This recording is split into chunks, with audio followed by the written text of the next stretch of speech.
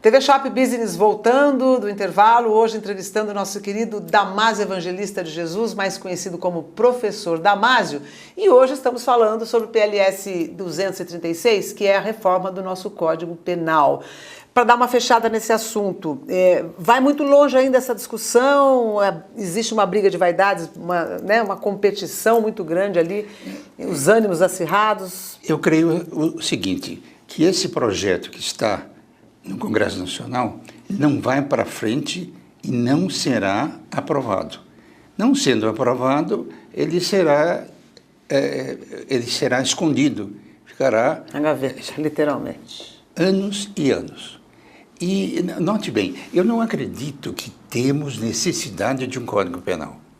Não poderemos ter 1000 códigos penais. Se nós continuarmos com a mesma estrutura de aplicação da lei, não adianta alterar a lei. Alterar para 14 anos, menoridade, não temos quem cuida das crianças. Aqui em Bauru não tem um órgão próprio para cuidar das crianças. Em São Paulo, e se nós mexermos no Código Penal, nós criaremos dezenas e centenas de crianças que se tornarão maiores, mas não temos condições de atuar para que eles sejam homens de bem. Então, quanto ao Código Penal, eu acredito que ficaremos nessa ainda, alteração do Código Penal, como aconteceu agora no começo de fevereiro, em que se alterou muita coisa, inclusive coisas banais. As pessoas acreditam que crime de quadrilha no Brasil ainda tem 4 coautores. Não tem, não. Basta ter 3. Então, nós criamos a quadrilha que recebeu o nome de associação criminosa de 3 ou mais. Agora, se você perguntar para aqueles que se formaram comigo e que não acompanham, quantas pessoas há necessidade de ter a quadrilha? 2. 99%. Eles falaram 4. Hoje, 3. Não pode baixar para 2. Porque para 2 já é coautoria. Coautoria, é um verdade. autor e um executor. Essa bananosa aí que a gente se meteu com essa história de rediscutir o Código Penal angustia o senhor, doutor Damásio? O senhor fica angustiado? Angustia. Angustia muito? Porque quando eu me levanto, leio o jornal, abro a televisão e vejo que crimes estão acontecendo muito diferentes e a justiça criminal está perdendo o jogo, eu fico desanimado.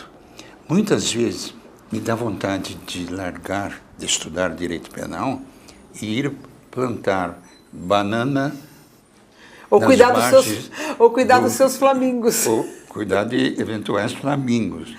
Mas eu acredito o seguinte, que eu tenho que continuar dando a minha contribuição. No curso preparatório para juízes, na minha faculdade. Por falar em cursos, o senhor tem o Complexo Jurídico Damásio de Jesus, né, que oferece aí cursos para as pessoas poderem prestar o concurso da Ordem dos Advogados do Brasil. Também. E a gente sabe que também, né? E a gente sabe outros concursos também, né? Desculpa. E a gente sabe que o índice de aprovação na OAB está baixíssimo. O último foi 28%. O índice na primeira fase, é um índice muito baixo. Muitas faculdades ruins no Brasil. Virou boteco faculdade de Direito no Brasil, é isso? Não, eu não digo que seja boteco, porque... É pior do que boteco. Existem faculdades de alto nível no Brasil. Há poucas, mas existem. Agora, o que existe é um número infindável. Nós temos mais de 1.300 faculdades no Brasil. É impossível ao MEC, ao Ministério da Educação, fiscalizar essas 1.200 faculdades. Então, o nível é muito baixo. Por quê? Porque nós não temos professores de nível razoável que seja para trabalhar nessas faculdades de Direito. Então, a formação dos bacharéis em Direito no Brasil atualmente realmente está passando por uma fase muito difícil, porque o MEC, o Ministério da Educação, ele, pela OAB, apresenta uma maneira de segurar os bacharéis em Direito. E o nível de aprovação realmente é muito baixo. Mas note, Se me perguntar se estou a favor ou contra o exame da OAB, eu digo estou a favor. Note o seguinte, existem o juiz, o promotor, o delegado e o advogado. O advogado deve estar na mesma altura, ou se for um pouco baixo, pouco é a diferença de nível entre o juiz, o promotor e o advogado. Porque se o advogado comete um erro, quem é que vai ser prejudicado? É o cliente. Claro. Como existem muitas faculdades, os exames são difíceis. Passam, mas não todos aqueles que podem ser aprovados. Nós temos uma justiça em que alguns advogados ainda não sabem trabalhar. Isso é muito ruim.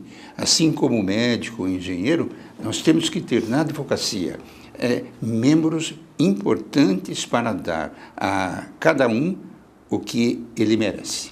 Doutor Damasio, a OAB é uma instituição tão forte, tão respeitada, não tem como ela interferir nessa questão da abertura indefinida aí de faculdades? Não tem como ela atuar nessa...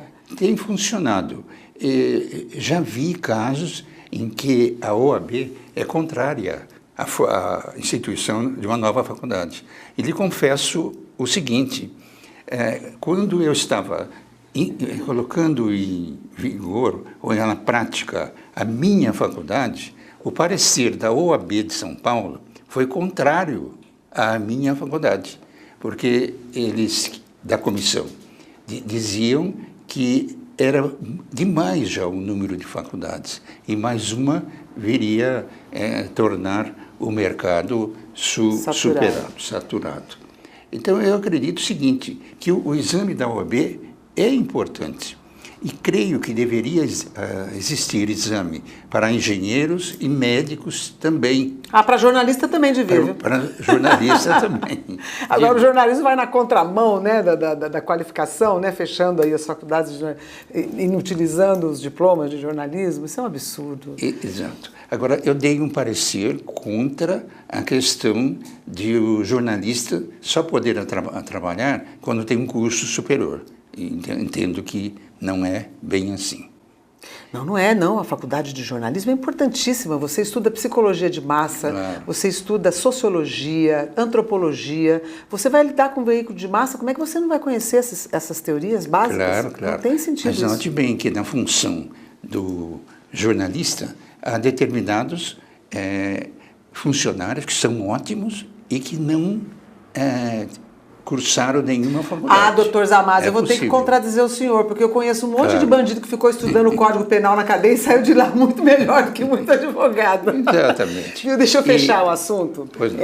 O senhor ia concluir alguma coisa? Não pode falar. Eu queria só fechar, porque o nosso tempo está acabando. O que o senhor achou dos embargos infringentes do Mensalão? Faça um comentário rápido aí. Sim, olha, tem um aspecto de justiça e um aspecto técnico.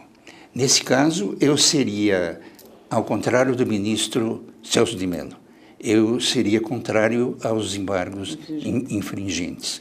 Porque existe também, ao lado da prática jurídica, da prática legal, existe o direito natural, que é do povo, é das pessoas. E nós estivemos numa situação em que era melhor que não houvesse, para eles, embargos infringentes. Então, eu também fiquei meio decepcionada com o tribunal, viu? Com o superior. Fiquei um pouquinho decepcionada, porque a gente vê tantas pessoas aí sendo presas por coisas tão simples, tão banais, e um crime contra um patrimônio, né, nacional, contra um patrimônio... Eu achei fiquei meio decepcionada com a justiça, doutor Damasio. Eu não acredito que o importante dos mensalistas tenha sido o valor do estelionato, etc. Eu acredito que o mais importante que aconteceu é o desvalor da ação, isto é, perante a moralidade. A política, a moralidade. O que fizeram foi um exemplo muito ruim para o Brasil. Que bom que desse ponto o senhor concorda comigo. Pelo menos. Gente, eu conversei aqui com o doutor queridíssimo, doutor Damásio Evangelista de Jesus, nosso querido professor Damásio. Muito obrigada pela sua audiência que esteve conosco até agora. Se você não pegou a entrevista inteira, vai no www.redetvshop.com, que lá você assiste a esses programas e a um monte de coisa bacana que o Canal 27 da NET oferece para você aqui em Bauru. Obrigada pela sua presença aqui, doutor. Eu que agradeço o convite. Tá ótimo, então. Você não sai daí, você vai assistir agora TV Shop Imóveis. As melhores ofertas para você que quer comprar uma casa ou você que quer comprar só para investir, um apartamento, vender, alugar. Você encontra agora aqui no TV Shop Imóveis, que você assiste agora, nesse minutinho depois do intervalo. Não saia daí, as melhores promoções, as melhores ofertas estão aqui na Rede TV Shop. Muito obrigada pela sua audiência.